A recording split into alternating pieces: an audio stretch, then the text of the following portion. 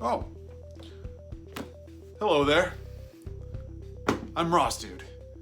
And you know, I've been thinking, there's two really good reasons why you should own physical books. Reason number one, the government can't come in and edit any sort of books that they deem problematic. Reason number two, when the apocalypse hits, which it might be just around the corner, you'll have plenty of fuel for a nice, warm fire. Well, I just finished reading Alien's Nightmare Asylum. The story begins right after Earth Hive. The xenomorphs have taken over the Earth, and Wilks, Billie, and Bueller have escaped on a cargo ship called the American to some pre-programmed unknown destination. During their time in the American, they quickly come to realize that the cargo that it's hauling is in fact xenomorphs. 4 of them, to be exact. One is killed by its fellow aliens so they could use its acid blood to melt through their cell that they've been kind of contained in. Another one is killed by Wilks and Billie. Wilks does sustain some injuries in this little skirmish, and the 2 other aliens are jettisoned into space. Of course, they latch on to the outer hull of the spacecraft, and Billie has to go out on a spacewalk to rid themselves of these otherworldly pests. When they find out where they're going to, where the ship's been programmed to go, I totally forget what the planet's called. So I'll put the right here, right there for you. There you go. There, get a little bit of that name right there. They find it's a colonial marine base run by General Spears. And General Spears has this wonderful idea of breeding and training xenomorphs to go to war with the xenomorphs that took over Earth. And that is how he plans to take Earth back. Spears, of course, is a psychopath and really doesn't heed anybody's advice, or doesn't even seem to care about the well-being of his human troops, even the loyal ones. But, of course, alien antics ensues. Wilks and Billie and Bueller need to find a way to escape and survive the Nightmare Asylum. All right, so right away, the writing is pretty much what you'd expect from the same guy who did Earth Hive.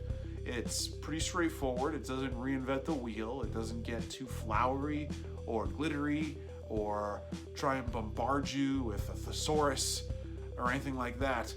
It is really straightforward. It's fast-paced. It's really clear.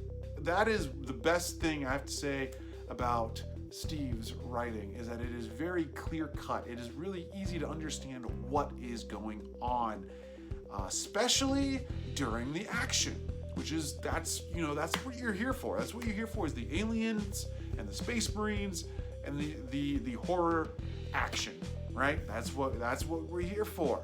And that's what we get, and that's what makes this writing, in particular, very good, because it delivers on what you're doing, what you're buying into. I do have to say that the characters are, they're kind of, the main characters are standard. Wilks is Wilks, aka not Hicks, and he's just, he's your salty space marine, takes no shit, isn't afraid to stick it to Spears a little bit, even though Spears kind of has him outmatched a little bit, surprisingly. It's hard to say that because Spears is a nutcase, but he surprisingly is able to outsmart Wilks a little bit. Billie goes from acceptable to kind of unbearable at times. She has her anger towards Bueller, who is her love interest in the first novel, who is an android, as it turns out. She's very upset with him. Like, she tries to make the relationship work, but it's just like too weird, and she's really weird about it. And it's strange that she's so weird about it. Like, it's so awkward. I mean, to be fair, he is minus the goods, so to speak. So maybe that's why she's like, I don't know anymore, man. You know, I don't know. But I don't know. A lot of it seems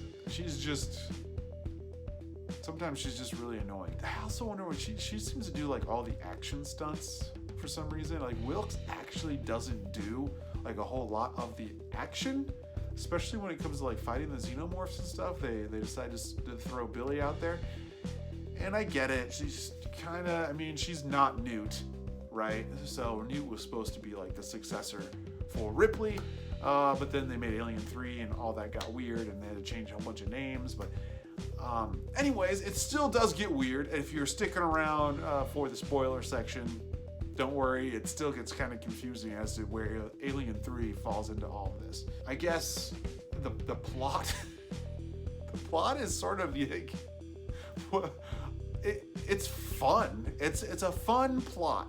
It's a fun plot, all right? Crazy military general wants to train the aliens. Yeah. It's a fun plot. It's really stupid. It's a stupid plot, but it's fun. And Spears, right? General Spears himself is the most fun character in this whole novel. In fact, as a matter of fact, he's one of the most fun characters I've had the pleasure of reading in a long time.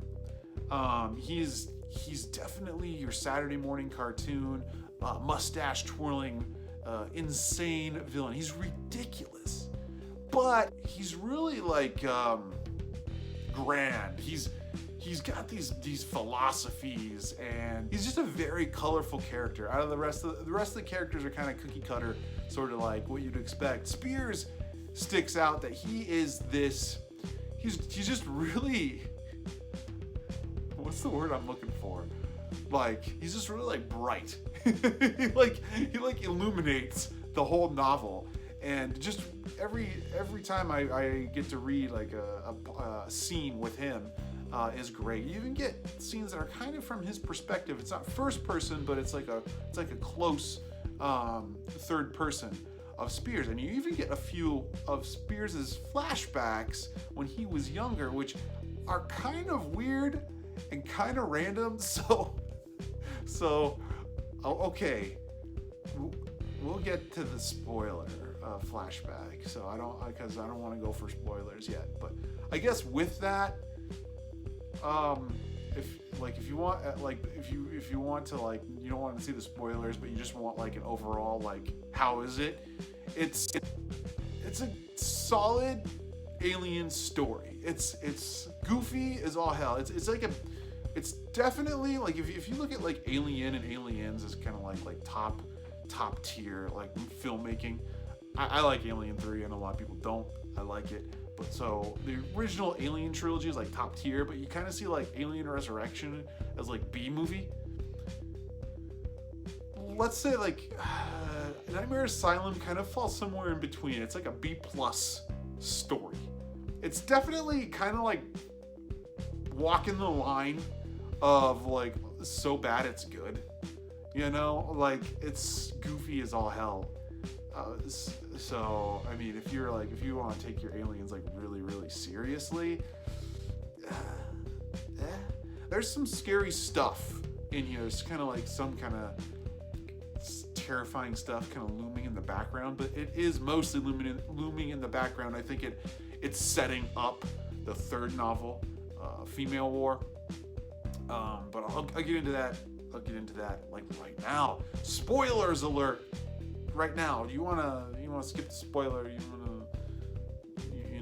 well, I guess the rest of the video is gonna be spoilers. So if you don't want to be spoiled, if you want to read Nightmare Asylum, turn this video off right now and be gone. Go to the bookstore or your library or wherever you get your physical book. Don't be reading this shit. Don't be reading this on your e-reader. Don't be reading this on Kindle, okay? Don't be reading this on iPod, whatever the hell. Get a real book, all right? Who knows? Who knows when whoever, big corporations or government or whatever, decides that Nightmare Asylum is problematic. And yes, they're like, you know what? This Nightmare Asylum, this Nightmare Asylum gives people weird ideas. Let's go ahead and delete this General Spears flashback. They just write out General Spears altogether because he's just too weird, and they don't want weird internet people being like, oh yeah, let's go ahead and totally breed aliens. So anyways, spoilers alert. Get out of here. Shoot. Vamos. Andale. Be gone. Okay. So we got General Spears. He's overseeing this base, and the American lands and Wilks and Billie and half of Bueller get out and are like, hey, we're Marines, and what the hell were aliens doing in your ship? And General Spears is basically just like, hey, I got a lot of aliens, man. I got a ton of aliens. I was waiting for those aliens to get here. I've been studying on them. I've been doing experiments and stuff. I got a queen. I'm breeding them. I'm throwing all my insubordinate Marines in the hive and turning them into baby alien food. I'm training an army of xenomorphs to go back and conquer Earth and take Earth back for humans. Okay. So he basically gives Wilks and Billie and Bueller kind of free reign of the base because he figures that they can't really escape anywhere. There is a colony on this little planetoid, also aside from the Colonial Marine base, but it's hard to get over there, and he doesn't see Wilks as a threat, really. He actually, for some reason, also thinks that Wilks could be beneficial to him because Wilks and Billie have a lot of experience dealing with the xenomorphs. There are these 3 Marines at Spears' base who basically go AWOL because Spears is insane. He's crazy. One little mishap, one little mistake, and Spears is like, oh, alien hive. Yeah, maybe you shouldn't have made that mistake. Alien hive. Yeah, facehugger. Here you go. Cool. So they're stressed out. They're like, shit, dude. They don't know when they're gonna drop the ball and make that mistake. They're like, it could be anything. They could tie their shoes wrong. And Spears like, oh, hey, what's that? Okay, yeah, hive. Cool. Go to the hive. Go to the queen. Get a facehugger. They escape. They steal a rover and they escape to the colony. Well, Spears knew their plan, and he actually gets there before they do on a some sort of aircraft, and I think it's similar to a dropship. It's a gunship of some kind, and it turns out the whole colony has been taken over by a second group of Wilks's Marine xenomorphs. He talks to them like they're actually Marines, like men. He's like, men. Spears gloats over these 3 Marines that went AWOL as the aliens are killing them, and he's like, see, I can control them. And he can. He actually shows he can control them by threatening to destroy the queen's eggs. She will project her mind hive to do whatever Spears says. And those 3 Marines die, and Spears is like, looking at the eggs and stuff, and he's like hugging the eggs, and it suggests. Okay, this is the flashback. This is the flashback that I wanted to talk about. All right, it suggests that Spears, the sight of the alien egg, like gives Spears a hard on, because he starts like caressing the alien egg, and he has a flashback to the first time he had sexual intercourse. It was with a woman, not an alien egg, but we are treated to that flashback. A little side note about Spears: he is actually genetically engineered to be a colonial marine general, and he has this love for great commanders of history, and he sort of sees himself as being like the next greatest military hero of history once he takes his xenomorphs back to Earth and takes Earth back for humanity. But yeah, we are treated to a little sex scene of a young General Spears and his like gunnery sergeant or something like that.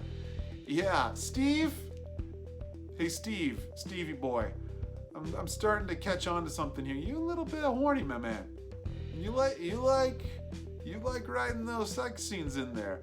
It's, I don't think it's like completely out of left field. I mean, the whole idea of the xenomorph alien is kind of sexual in nature. I mean, just look at the shape of its head. Yeah, Geiger his artwork is like really sexual and weird and actually kind of terrifying and gross. But I mean, so it's not completely out of left field, but it is like, if you think about Alien and Aliens, where yeah, there's like some sexual references and stuff, but there's not really any like strong romance scene, unless you count Alien 3, which there is kind of a sex scene in there. It does feel a little weird that this is coming from our antagonist, who all of a sudden like we're treated into like his past, like out of the blue, and I guess that's what I like about this novel. I like Spears' like flashbacks. We also get a flashback of him. It's a flashback of his first kill, and he kills some bully in his barracks, and it's his first human that he kills. Now Spears gets really goofy near the end of the novel when he's evacuating the Marine Corps base to take his breed of aliens to Earth.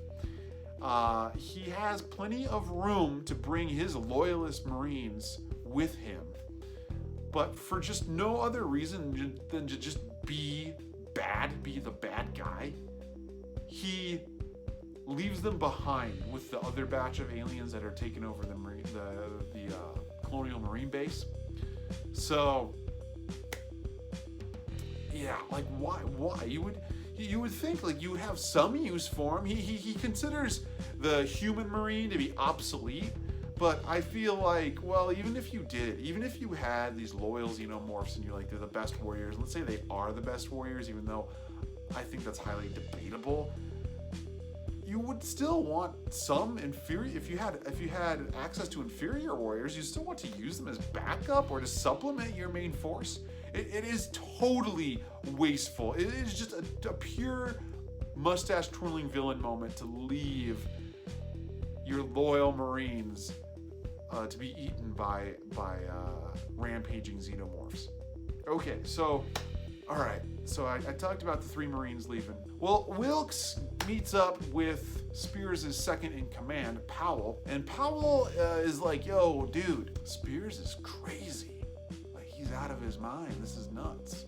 We gotta do something about this. And Wilks is like, yeah, how come you haven't done anything about it? He actually says, like, how come you haven't done anything about this yet? And Powell's like, well, I'm a pacifist. I don't want to hurt anybody. Oh. Wilks is like, oh, okay. So Wilks kind of takes command of the Space Marines who want to mutiny against Spears, and there's a handful of them. Powell sort of like, he is sort of, it's like Powell's Marines, but Wilks is really in charge. Like he's planning it out and giving all the orders and stuff. And they try to ambush Spears when he's coming back from the colony. But Spears outsmarts him, unleashes some aliens, sends in his human Marines too. And he suppresses that rebellion, so to speak. Billie, during her time at the Marine Corps base, comes across these like video comms, a whole bunch of like video channels that are broadcasting images from Earth to this receiver. And it seems like there is still pockets of humans on Earth, and they're trying to survive desperately. And that is the kind of the freaky part, the spooky part of this novel, is what you see from those clips, those images. And you actually learn that there are humans on Earth working for the alien queen. So there's actually humans going around who worship the queen, and they're catching human dissidents and handing them over to the xenomorphs.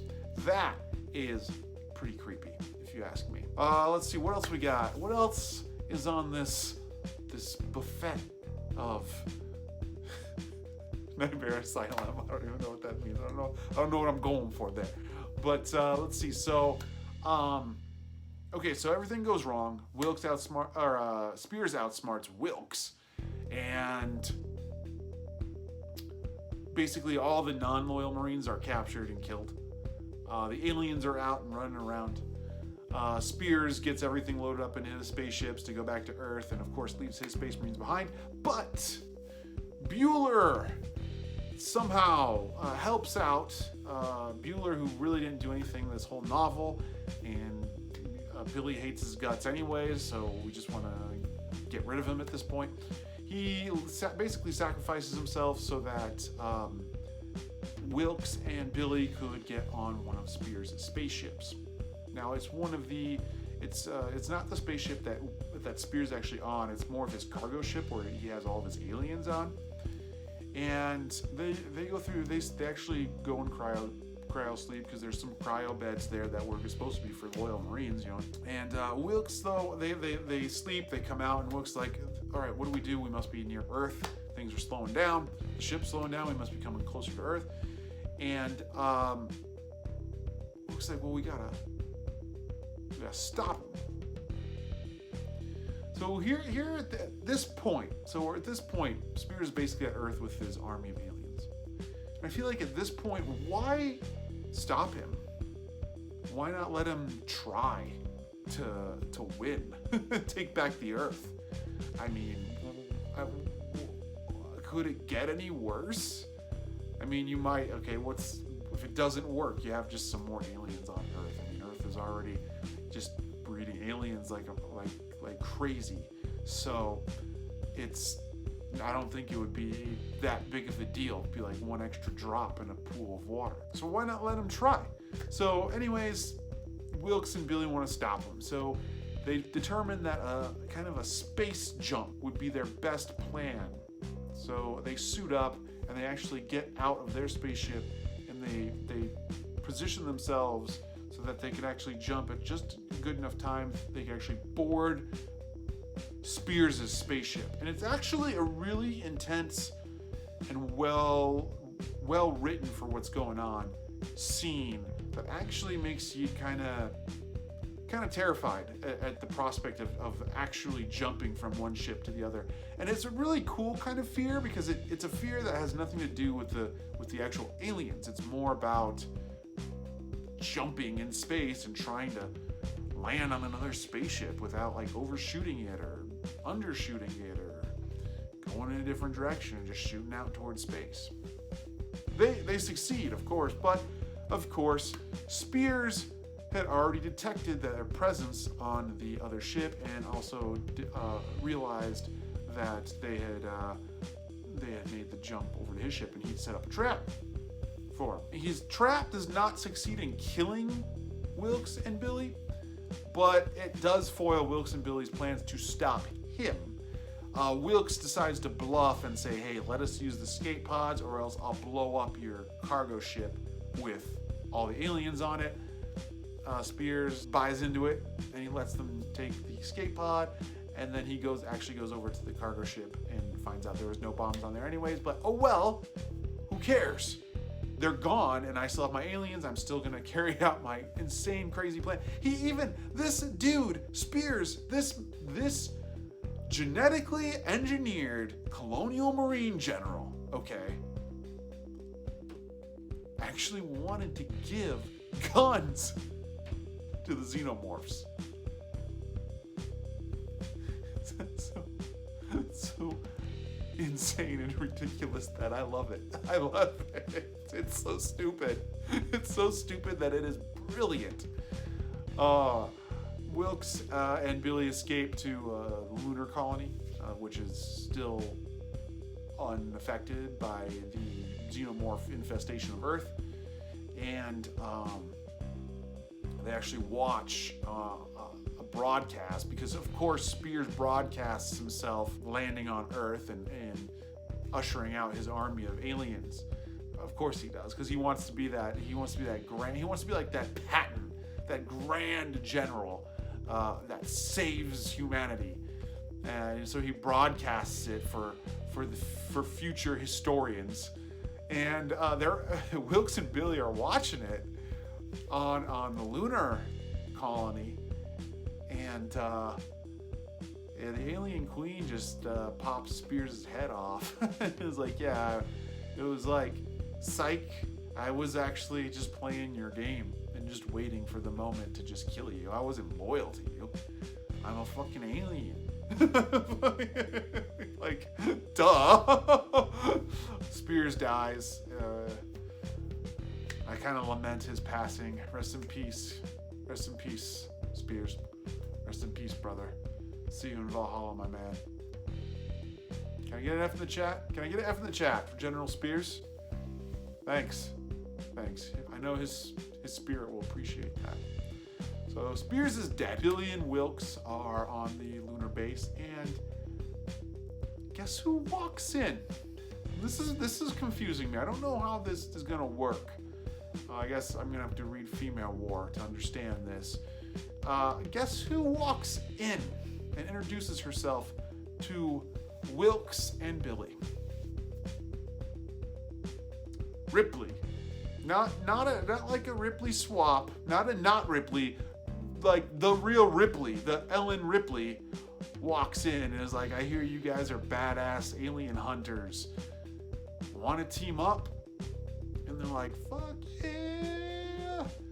Ripley's in it, which now I'm confused, because isn't Ripley supposed to be in like cryosleep and the Sulaco gets destroyed and she ends up on Fury? Is it Fury 7? Fury 9? And then the alien queen pops out of her chest and she jumps into the furnace. Isn't it? I thought we had to change Hicks and Newt's name to Wilks and Billie because Alien 3 killed them off. I mean, Ripley's supposed to be dead too, but here she is. What's going on here? Couldn't we have just kept Wilks as Hicks and Billie as Newt? No? I don't know. I'm not sure. Not sure what's going on with that. Anyways, it's a great little like B+ novel. You'll burn right through it. If you love aliens, you love Marines, you'll get your action, you'll get your alien hives, you'll get weird General Spears sex flashbacks. I mean, you'll get all of that stuff.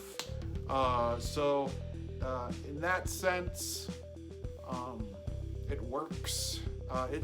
Earth Hive, I think, takes itself a little bit more seriously and is kind of more in line in tone with like Alien and Aliens, where Nightmare Asylum, like I said, it feels a little bit more schlocky, which that ain't bad. All right, well, anyways, that's really all I have to say about Nightmare Asylum. Next book review should be Female Wars, right? I mean, that makes sense. Well, it ain't gonna be that. Count of Monte Cristo, bitches.